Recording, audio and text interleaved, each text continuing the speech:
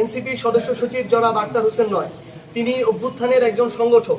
সেখানে আমাদের ডাক্তার তাসনিম জারা, যিনি এনসিপির সিনিয়র যুগ্ম সদস্য সচিব, তিনি ছিলেন। আমরা দেখেছি বিএনপির মহাসচিব জনাব মির্জা ফখরুল ইসলাম আলমগীর ছিলেন। তার সাথেও কিভাবে আচরণ করা হচ্ছিল। তো সামগ্রিকভাবে একটা অন্তর্বর্তীকালীন সরকার তাদের প্রতিনিধি হিসাবে বাংলাদেশের 3টি গুরুত্বপূর্ণ রাজনৈতিক দলের প্রতিনিধিদেরকে সেখানে নিয়ে গেলেন, কিন্তু নিয়ে যাওয়ার পরে আগেই তার এই প্রত্যেকটি বিষয় বিবেচনা করার কথা ছিল। তারা তাদের জায়গা থেকে একটা প্রেস রিলিজ দিয়ে বলেছে যে তারা চেষ্টা করেছে কিন্তু একই প্রোটোকলে নিতে পারেনি।